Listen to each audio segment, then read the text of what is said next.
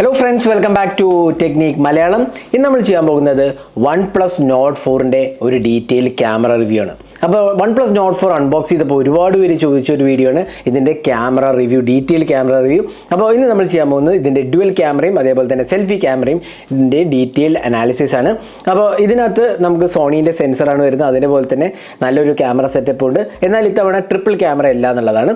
എന്നാൽ നമുക്ക് ഇതിന്റെ ക്യാമറ സാമ്പിളിലേക്ക് പോകാം. അതിന് മുമ്പായിട്ട് ഈ ചാനൽ ആദ്യമായിട്ടാണെങ്കിൽ സബ്സ്ക്രൈബ് ബട്ടൺ പ്രസ് ചെയ്യുക, അതേപോലെ തന്നെ ബെൽ ഐക്കൺ ക്ലിക്ക് ചെയ്യുമ്പോൾ നിങ്ങൾക്ക് എല്ലാ വീഡിയോസിൻ്റെയും നോട്ടിഫിക്കേഷൻ കൂടെ ലഭിക്കുന്നതാണ്. അപ്പോൾ ഇതിനകത്ത് വരുന്നത് സോണീൻ്റെ 50 മെഗാപിക്സൽ ലൈറ്റിയ സെൻസറാണ്. f1.8 അപ്പർച്ചറാണ് പ്രൈമറി ക്യാമറ വരുന്നത്. അതിനകത്ത് ഒപ്റ്റിക്കൽ ഇമേജ് സ്റ്റെബിലൈസേഷനുണ്ട്, ഇലക്ട്രോണിക് ഇമേജ് സ്റ്റെബിലൈസേഷനുണ്ട്. സെക്കൻഡറി ക്യാമറയാണെങ്കിൽ ഒരു 8 മെഗാപിക്സൽ അൾട്രാ വൈഡ് ആംഗിൾ ക്യാമറയാണ്. അത് നല്ലൊരു ഫീൽഡ് ഓഫ് വ്യൂ വരുന്ന ഒരു അൾട്രാ വൈഡ് ആംഗിൾ ക്യാമറയാണ്. അതിനൊപ്പം തന്നെ നമുക്കൊരു 16 മെഗാപിക്സൽ f2.0 അപ്പർച്ചറുള്ള ഒരു സെൽഫി ക്യാമറയും കൊടുത്തിട്ടുണ്ട്. അപ്പോൾ ഇതാണ് camera hardware details. 4K recording ഉണ്ട് റിയർ ക്യാമറയിൽ അവൈലബിൾ ആണ്. ഇനി ഡേലൈറ്റ് ക്യാമറ സാമ്പിൾസ് എടുത്ത് നോക്കുകയാണെങ്കിൽ നല്ല ഡീറ്റെയിൽസ് ഉണ്ട്, നല്ല ബ്രൈറ്റ് ആൻഡ് വിവിഡ് ഇമേജസ് ആണ്. അതിനൊപ്പം തന്നെ കളർ ക്വാളിറ്റി നല്ലതാണ്, നല്ല റിച്ചർ ടോൺസ് ആണ് പ്രൊവൈഡ് ചെയ്തിരിക്കുന്നത്. ഡൈനാമിക് റേഞ്ചും അത്യാവശ്യം നല്ല ക്വാളിറ്റികളായി എനിക്ക് തോന്നി.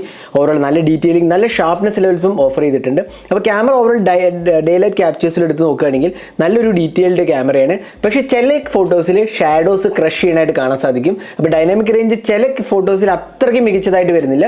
എന്നാൽ ഓവറോൾ ഞാൻ നോക്കുകയാണെങ്കിൽ നല്ലൊരു ക്യാമറ എന്ന് ഡെഫിനറ്റ്ലി ഇതിനെ വിശേഷിപ്പിക്കാവുന്നതാണ്. അപ്പോൾ ഓവറോൾ ഡേലൈറ്റ് ക്യാപ്ചേഴ്സ് എടുക്കുകയാണെങ്കിൽ അതേപോലെ തന്നെ സ്കൈ കളേഴ്സ് എടുക്കുകയാണെങ്കിൽ വളരെ നല്ല രീതിയിലാണ് ഇതിൻ്റെ പ്രൈമറി ക്യാമറ വന്നിരിക്കുന്നത്. ഇനി അൾട്രാ വൈഡിൽ പോകുമ്പോൾ അവിടെയും നമുക്ക് സെയിം കളർ റീപ്രൊഡക്ഷനാണ് പ്രൈമറി ക്യാമറയിൽ വരുന്നത്. എന്നാൽ 8 മെഗാപിക്സൽ നല്ല രീതിയിൽ വന്നിട്ടുണ്ട്. ഷാർപ്നെസ് ലെവൽസ് പ്രൈമറി ക്യാമറേൻ്റെ അത്ര ഇല്ല എന്ന് ഉറപ്പിച്ച് പറയാം. എന്നാലും നല്ലൊരു യൂസബിൾ അൾട്രാ വൈഡ് ആംഗിൾ ക്യാമറയെന്ന് ഇതിൽ വിശേഷിപ്പിക്കാവുന്നതാണ്. ഇനി ക്ലോസപ്പ് ഷോട്ട്സ് എടുക്കുമ്പോൾ അവിടെയും നമുക്ക് ഈ പ്രൈമറി 50 മെഗാപിക്സൽ ക്യാമറയിൽ നിന്ന് എടുത്ത ഷോട്ട്സ് നല്ല ഡീറ്റെയിൽഡ് ക്രിസ്പാണ്. അതേപോലെ തന്നെ കളേഴ്സ് ആണെങ്കിൽ നല്ല പഞ്ചിയാണ്. എന്നാൽ സാച്ചുറേഷൻ ഇഷ്യൂസ് ഒന്നും തന്നെ ഇല്ല. നല്ലൊരു ഡീറ്റെയിലിംഗ് ഉണ്ട്. അതേപോലെ തന്നെ ഷാർപ്നെസ് ലെവൽസും നല്ല രീതിയിൽ വന്നിട്ടുണ്ട്. നമുക്ക് ഇതിനെക്കുറിച്ച് പറയാവുന്നതാണ്. അപ്പോൾ ഓവറോൾ നല്ലൊരു ക്വാളിറ്റി ഉണ്ട് ഡെഫിനറ്റ്ലി പറയാം. അപ്പോൾ ഈ പ്രൈമറി ക്യാമറയിലെ ഫോട്ടോസ് ഡെഫിനറ്റ്ലി നല്ലതാണ്. ഇനി നമുക്ക് അടുത്ത് പോർട്രേറ്റ്സിലേക്ക് പോകാം. ഇത് നമുക്ക് പോർട്രേറ്റ്സ് എടുക്കാൻ സാധിക്കുന്നത് 1x 2x എടുക്കാം. ഇത് ടെലിഫോട്ടോ ലെൻസ് അല്ല, എന്നാലും പ്രൈമറി ക്യാമറയിൽ എടുത്ത പോർട്രേറ്റ്സ് ആണ് നിങ്ങൾ കാണുന്നത്. അപ്പോൾ നല്ല ക്വാളിറ്റിൻ്റെ എസ്പെഷ്യലി സ്കിൻ ടോൺസ് ഒക്കെ നല്ല രീതിയിൽ വന്നിട്ടുണ്ട്. അതേപോലെ തന്നെ എഡ്ജ് ഡിറ്റക്ഷൻ അത്യാവശ്യം നല്ല രീതിയിൽ ഉണ്ട്.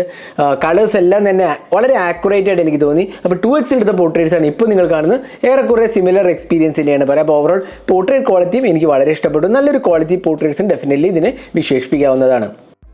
ഇനി ലോ ലൈറ്റ് എക്സ്പീരിയൻസിലേക്ക് പോകുമ്പോൾ നമുക്കിവിടെ കാണാൻ സാധിക്കുന്നത് അത്യാവശ്യം ഇൻഡോർ ലൈറ്റ് കണ്ടീഷൻസിലെല്ലാം നല്ല രീതിയിൽ വന്നിട്ടുണ്ട്. അതേപോലെ തന്നെ എക്സ്ട്രീം ലോ ലൈറ്റിൽ പോകുമ്പോഴും നല്ലൊരു ഡീറ്റെയിൽസ് ഉണ്ടെന്ന് പറയാം. നോയ്സ് ലെവൽസ് വളരെ മിനിമലാക്കി വെക്കാൻ ഒരു ശ്രമം നടത്തിയിട്ടുണ്ട്. അതുകൊണ്ട് തന്നെ നല്ല ഷാർപ്പർ ഇമേജസ് ആണ്. പ്രത്യേകിച്ച് ഒപ്റ്റിക്കൽ ഇമേജ് സ്റ്റെബിലൈസേഷൻ കൂടി ഉള്ളതുകൊണ്ട് തന്നെ നല്ല ഷെയ്ക്ക് ഫ്രീ ഇമേജസ് ആണ് നമുക്ക് കിട്ടുന്നത്. അതുകൊണ്ട് തന്നെ നല്ല ഡീറ്റെയിലും അത്യാവശ്യം കുഴപ്പമില്ലാത്ത ഷാർപ്നെസ് ലെവൽസ് ഉണ്ട്. അപ്പോൾ ഇതിലേക്ക് വലിയ പരാതികളൊന്നും പറയാനില്ല. ഈ പ്രൈസ് സെഗ്മെൻറ്റിൽ അത്യാവശ്യം കുഴപ്പമില്ലാത്ത ഒരു ലോ ലൈറ്റ് എക്സ്പീരിയൻസും ഇതിനകത്ത് കിട്ടുന്നുണ്ടെന്ന് നമുക്ക് പറയാൻ സാധിക്കും. ഇനി സെൽഫി ക്യാമറയിലേക്ക് പോകുമ്പോൾ എഗെയിൻ 16 മെഗാപിക്സൽ ഷൂട്ടർ ഒരു സാറ്റിസ്ഫാക്ടറി റിസൾട്ടാണ് തരുന്നത്. ഇവിടെ കണ്ടില്ലേ, സെൽഫീസ് എഗെയിൻ പേഴ്സണൽ ചോയ്സ് ആണ്. ചിലർക്ക് ഇഷ്ടപ്പെടാം, ചിലർക്ക് ഇഷ്ടപ്പെടത്തില്ല. എന്നാലും ചില ഫോട്ടോസിലെ സ്കിൻ ടോൺസ് കുറച്ചൊരു റെഡിഷ് നേച്ചർ ഉണ്ട് എന്ന് വേണമെങ്കിൽ പറയാം. എന്നാൽ ഏറെക്കുറെ നാച്ചുറൽ ടോൺസ് ആണ് വരുന്നത്. ചില ഫോട്ടോസിൽ കുറച്ചൊരു റെഡിഷ് ടോൺ ഉണ്ട്, എന്നാലും നല്ലതാണ്. ഈവൻ പോർട്രേറ്റ് സെൽഫീസും നല്ല രീതിയിൽ വന്നിട്ടുണ്ട് പറയാം.